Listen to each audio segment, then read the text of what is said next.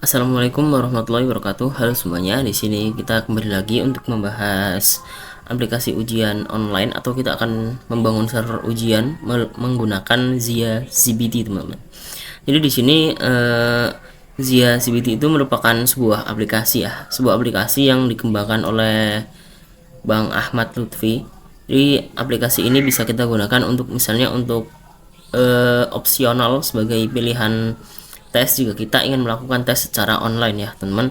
Jadi di sini misalnya ada sebuah tampilannya nih teman-teman, ada tampilan dari user login dari aplikasi ujian online Zia CBT teman-teman. Nah di sini kalian bisa kunjungi saja WordPress dari Bang Ahmad Lutfi, yaitu ahmadlutfi.wordpress.com ya teman-teman. Kalian tinggal kunjungi saja jika kalian ingin melihat-lihat tentang tampilan maupun kalian mau mendownload source code untuk aplikasinya teman-teman. Jadi di sini kita seperti ini tampilannya. Lalu di sini ada contohnya ketika kita sudah melakukan login dan menjawab soal ya teman-teman. Ini juga ada, juga bisa untuk memutar audio ya teman-teman.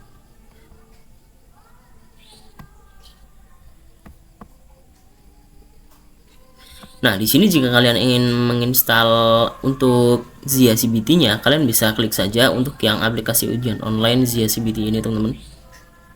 Nah, nanti akan diarahkan ke drive-nya ya. Nanti diarahkan ke drive-nya, lalu kalian pilih yang terbaru nih, misal yang aplikasi ujian online Zia CBT 2024, teman-teman. Seperti itu ya.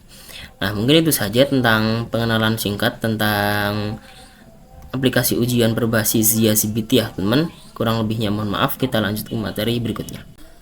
Oke teman-teman, kali ini kita akan coba menginstal yang namanya Zia CBT ya teman-teman. Lalu di sini kalian bisa masuk ke dalam files, lalu kalian bisa upload ya, upload aplikasi online Zia CBT-nya yang sudah kalian install sebelumnya pada laman website ahmadlutfi.wordpress.com teman-teman. Nah di sini kita bisa unzip ya. Di sini kan ada sudah masuk nih, kita sudah mengupload, lalu kita bisa unzip ya teman-teman. Kita bisa unzip. Nah, di sini jika sudah sukses, nanti hasilnya akan menjadi sebuah folder ya, teman, yang nantinya kita akan upload pada websitenya. Dan di sini saya coba hapus dulu ya, yang sebelumnya, yaitu database saya yang sebelumnya saya hapus terlebih dahulu.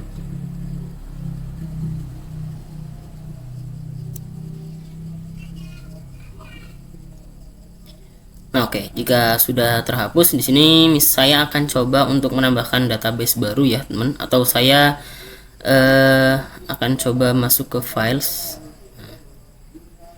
Ini bisa add database, lalu di sini kalian bisa pilih atau bisa memasukkan nama sesuai dengan keinginan kalian. Nah, di sini agar saya gampang saja, saya namakan databasenya Zia dan passwordnya juga Zia sama teman-teman. Lalu di sini kita bisa masuk ke dalam website ya teman-teman. Nah, masuk ke dalam website, lalu di sini kita bisa add site ya. Kita menambahkan site, lalu di sini kita bisa memasukkan domain name-nya dengan IP kita untuk masuk ke panel teman-teman. Ataupun kalian juga sudah mempunyai domain, itu kalian bisa memasukkan domain kalian. Nah, di sini untuk website path-nya kalian bisa memasukkan folder yang tadi sudah kita unzip ya teman-teman, hasil dari aplikasi ujian online-nya. Di sini kita bisa confirm ya juga sudah melakukan hal tersebut. Nah, di sini ketika sudah running, nah kita bisa masuk lagi ke files ya teman-teman. Kita masuk lagi ke files. Untuk masuk ke application, kita akan merubah konfigurasi database PHP-nya teman-teman. Nah, di sini kita masuk ke database ya. Kita masuk ke database, lalu kita bisa scroll sedikit ke bawah. Nah, lalu di sini pada bagian database teman-teman, kalian bisa yang namanya untuk mengubah yang tadi username-nya adalah root. Di sini kalian bisa ubah menjadi misalnya namanya adalah Zia seperti ini teman-teman.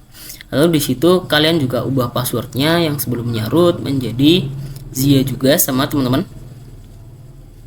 Nah, di sini database-nya kita tinggal hapus 3 huruf belakangnya yaitu ZPT-nya. Kita coba hapus saja ya. Oke, kita sudah hapus. Lalu jangan lupa kalian save ya, teman-teman. Jangan lupa kita save. Oke. Nah, di sini juga sudah, kita perlu yang namanya untuk masuk ke dalam PHP My Admin-nya teman-teman, yaitu letaknya adalah di database ya. Kita masuk ke PHP My Admin. Nah, kita pilih yang public access. Nah, di sini kita masukkan username-nya, yaitu adalah Nanun. Sebelum itu kita coba ganti dulu menjadi bahasa Indonesia ya, teman, agar lebih mudah dalam kita mengkonfigurasi. Nah, di sini nama penggunanya root, lalu kata sandinya kita bisa lihat lagi ke dalam database-nya. Nah, di sini saya coba salin saja. Kita pastekan. Nah, jika sudah masuk ke laman PHP My Admin, kalian bisa masuk ke Zia ya, teman. Zia, kita masuk ke Zia, lalu kita masuk ke importnya, teman. Ke menu import. Nah, jika sudah ke menu import, kalian perlu memasukkan sebuah file ya yang namanya Zia ZBT tanpa database yang sudah kalian unzip sebelumnya, teman-teman, pada aplikasinya. Nah, di sini kita bisa import. Kita tunggu sebentar. Nah, di sini sudah berhasil tertambahkan. Lalu setelah itu kita bisa new tab, lalu kita masukkan IP address yang sebelumnya kita setting sebagai domain name, teman-teman. Nah, di sini kalian cukup memasukkan IP address-nya saja. Nah, di sini sudah masuk ke dalam tampilan semula komputer base test-nya, teman-teman. Nah, mungkin seperti itu saja ya. Nah, di sini kita login sebagai operator. Nah, di sini kita loginnya sebagai admin ya, teman-teman. Admin, kita login. Nah, di sini kita sudah masuk ke dalam laman web dari Zia ZBT-nya ya, teman-teman. Nah, mungkin itu saja tentang materi Zia ZBT yang bisa saya sampaikan. Kita lanjut ke materi berikutnya. Oke, teman-teman, jadi di sini ketika kalian sudah berhasil menginstal Zia ZBT-nya, di sini kalian bisa untuk masuk ke dashboardnya ya, ke menu dashboardnya di sini, teman-teman. Nah, di sini pada menu dashboard ini kita akan diberikan petunjuk penggunaan ya. Di sini kita diberikan petunjuk penggunaan mengenai data modul, data peserta, laporannya, tool dan lain sebagainya, teman. Jadi di sini pada bab kali ini atau pada materi kali ini saya akan coba untuk mengupas fitur-fitur yang ada pada aplikasi ujian online Zia ZBT, teman-teman. Jadi di sini misalnya kita masuk ke data modul, teman-teman. Kita masuk ke data modul, lalu di sini kita ke topik ya. Di sini misalnya kalian ingin memasukkan topik ujian apa nih, kalian bisa memasukkan pada daftar ini atau pada data modul ya, teman-teman. Dan untuk yang selanjutnya di sini juga ada soal. Di sini kalian bisa untuk ketik secara manual ya, teman-teman, soalnya jika kalian ingin menambahkan sebuah soal. Nah, di sini kalian juga bisa menambahkan sebuah audio ya. Nah, di sini kita coba lanjut. Nah, di sini juga kalian mempunyai soal yang berbentuk atau formatnya Word. Ini bisa langsung diimport, teman-teman. Sama halnya dengan yang spreadsheet juga. Jadi kalian tidak usah yang namanya untuk ketik soalnya secara manual, teman-teman. Kalian tinggal import saja. Nah, misalnya di sini kita masuk ke daftar soal, teman-teman. Jadi di sini pada daftar soal ini kita akan diberikan sebuah contoh ya. Diberikan sebuah contoh soal. Nah, di sini misalnya di sini diberikan siapa nama tokoh berikut. Nah, yang benar adalah Bapak Soekarno ya, teman-teman.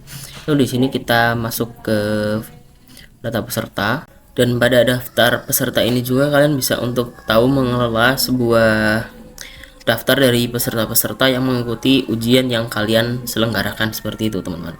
Lalu di sini selanjutnya di sini ada import data peserta. Kalian bisa import menggunakan format Excel ya, teman. Di sini formatnya adalah Excel jika kalian mengimport data peserta.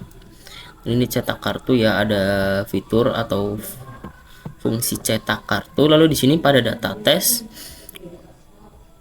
nah ini bisa kita menambahkan sebuah subtes ya, teman, atau kita menambahkan tes, misalnya namanya tes mata pelajaran apa gitu, teman-teman.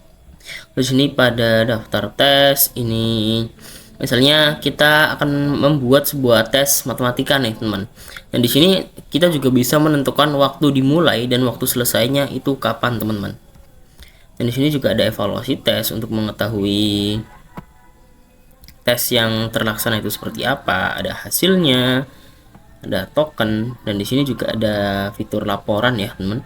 Nah, laporan ini merupakan fitur yang Jika kalian ingin mengetahui hasil dari sebuah ujian yang kalian selenggarakan, di sini kita bisa tahu ya, teman. Di sini juga ada recapnya. Sini tool di sini ada database-nya, ada export import seperti yang tadi saya katakan ya. Dan pada pengaturan ini kalian bisa membaca-baca yang mana ini merupakan panduan jika kalian ingin membuat sebuah ujian menggunakan aplikasi Zia CBT, teman-teman. Mungkin itu saja tentang pembahasan fitur-fitur dari Zia CBT. Kita lanjut ke materi berikutnya. Oke teman, jadi di sini kita akan lanjut ke materi berikutnya, yaitu kita akan membahas fitur-fitur yang ada pada data test ya teman. Nah di sini jika kita buka data test, di sini kita bisa masuk ke tambah tes ya teman. Nah di sini misalkan kalian ingin membuat sebuah tes suatu mata pelajaran. Nah misalnya di sini saya contohkan matematika seperti ini. Lalu di sini deskripsinya misalnya ini adalah ujian matematika. Itu misal teman-teman. Nah, di sini kita pilih ya grupnya, misalnya di sini saya pilih yang 12 TKJ, lalu di sini kita coba simpan ya, teman-teman, kita coba simpan. Nah, lalu di sini ketika kita sudah menambahkan sebuah tes suatu mata pelajaran atau kalian membuat sebuah tes suatu mata pelajaran, kalian bisa masuk ke menu selanjutnya, yaitu ada fitur daftar tes, teman-teman. Jadi nanti jika kalian misalnya membuat sebuah tes tentang suatu mata pelajaran misalnya IPA, nanti akan tertampilkan di daftar tes ini, teman-teman. Nah, di sini juga bisa untuk menambahkan tambah tes nih, teman-teman. Nah, bisa juga untuk menghapus sebuah tes yang sudah kalian buat, ini tinggal kalian hapus saja. Nah, misalnya di sini kita lanjut lagi ke evaluasi tes.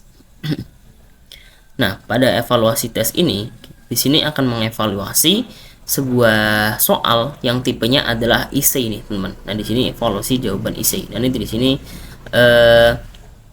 soal essay-nya akan dievaluasi ya, teman-teman.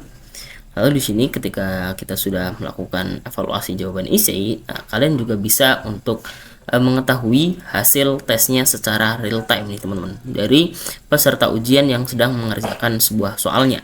Jadi di sini hasilnya akan tertampilkan secara real time ya, teman-teman. Kalian di sini tes semua tes, lalu kalian grupnya misalnya 12 TKJ. Ya. Nah, di sini kita juga bisa untuk yang namanya memfilter ya, dari misalnya dari nilai tertinggi ke terendah, nilai terendah ke tertinggi, dan lain sebagainya, teman-teman. Seperti itu. Lalu di sini kita masuk ke fitur yang terakhir, yaitu ada token, teman-teman. Nah, di sini token ini sama seperti kartu ujian lah ya, mirip-mirip. Jadi di sini misalnya kan kalau di ujian biasa kan ada kartu ujian yang digunakan selama ujian tuh, teman-teman. Misalnya kan seminggu, bisa digunakan selama seminggu. Nah, di sini juga ada, teman-teman, yang mana namanya adalah token test ya. Nah, di sini para peserta bisa menggunakan sebuah token test ini selama pengujiannya dimulai. Nah, di sini kalian juga bisa untuk membuat token testnya secara manual. Nah, di sini misalnya kalian token test untuk matematika. Nah, di sini kalian juga bisa pilih masa aktifnya. Misalnya kalian mau pilih masa aktifnya tokennya 1 hari, 30 menit, 1 jam, dan lain sebagainya. Lalu di sini misalnya tokennya ini mau digunakan untuk tes apa saja, mau untuk semua tes atau tes tertentu. Nah, kalian juga bisa untuk menentukannya. Misalnya di sini saya pilih token yang saya buat hanya untuk tes matematika saja. Nah, di sini berarti tokennya tidak bisa digunakan untuk tes yang lain, teman-teman. Jadi kita bisa simpan. Nah, sudah berhasil ya. Mungkin itu saja yang bisa saya sampaikan pada fitur data test kali ini. Kita lanjut ke materi berikutnya. Oke teman, kita lanjutkan ke materi yang terakhir, yaitu kita akan membahas tentang pengaturan yang ada pada fitur Zia CBT ya, teman-teman. Jadi di sini pada menu pengaturan, kita masuk ke pengaturan Zia CBT. Nah, misalnya di sini kan ada namanya komputer based test nih, teman-teman, yang digunakan pada laman login Zia CBT. Nah, seperti ini ya, kita disuruh memasukkan komputer based test. Oke, seperti ini. Nah, kita akan coba ubah melalui pengaturan Zia CBT-nya, teman-teman.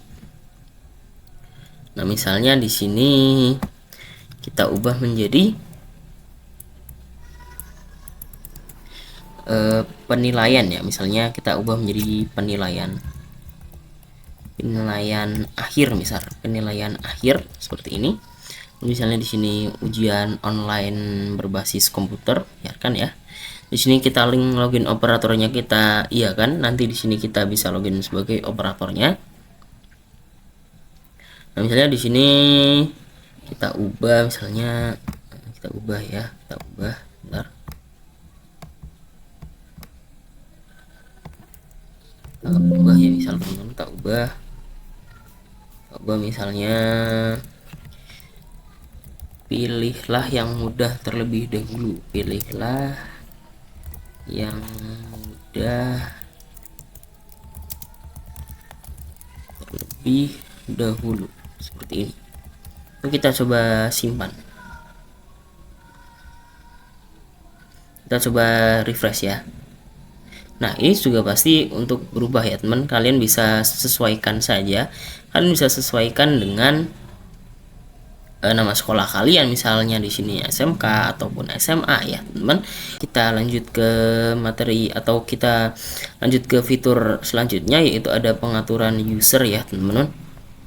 Nah, jadi pada pengaturan user kali di sini kalian bisa menambah user. Nah, di sini kalian misalnya menambah user untuk peserta yang ingin mengikuti ujian melalui Zia CBT. Kalian juga bisa menambahkannya di sini, dan kalian juga bisa menambahkan seorang operator maupun seorang admin ya teman-teman untuk melakukan pengaturan user. Nah, di sini kita misalnya ke pengaturan level nih.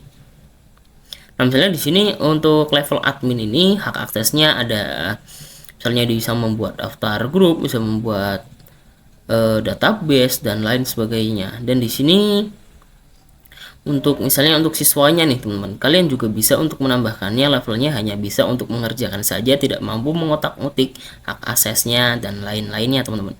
Nah, misalnya di sini kalian masuk ke pengaturan menu ya, kita masuk ke pengaturan menu.